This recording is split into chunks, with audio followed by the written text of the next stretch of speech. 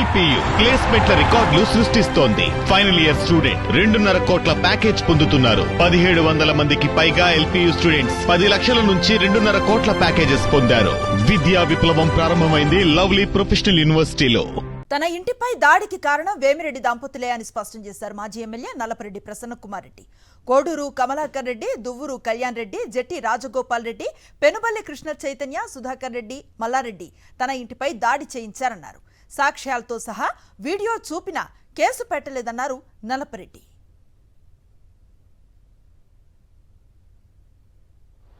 మా ఇంటి మీదకు పంపించి నన్ను చంపేయాలనే కుట్రతో 200 మందిని తాగిచ్చి నా ఇంటి మీదకు పంపించారు. మా అమ్మ ఉంది, ఒకటే ఉంది. నేను రజత్ బయట వెళ్ళాం. 9 గంటలకి ఒక 15-20 నిమిషాల్లోనే ఇల్లంతా ధ్వంసం చేసేసి వెళ్ళిపోయినారు. ఇది న్యాయమా అని అడుగుతున్నాను.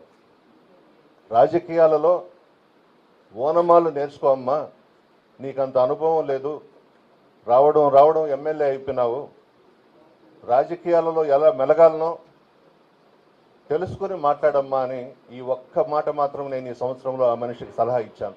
దీనికి కారకులు వేమిరెడ్డి ప్రభాకర్ రెడ్డి గారు, వేమిరెడ్డి ప్రశాంత్ రెడ్డి గారు.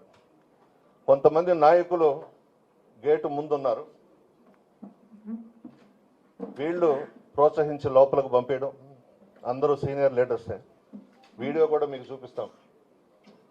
కోడూరు కమలాకర్ రెడ్డి, దువ్వూరు కళ్యాణ్ రెడ్డి, జెట్టి రాజగోపాల్ రెడ్డి, ఇంతా మల్లారెడ్డి, కొల్లారెడ్డి సుధాకర్ రెడ్డి, పెనుబల్లి కృష్ణ చైతన్య, చప్పిడి శ్రీనివాసులు రెడ్డి, సాయి తేజారెడ్డి, ఈ 8 పేర్లు రాసి ఎఫ్ఐఆర్ కట్టమని అడిగితే మొన్న రాత్రి 12 గంటలకు ఎఫ్ఐఆర్ కట్టారు. ఏ పేర్లు లేవు దాంట్లో.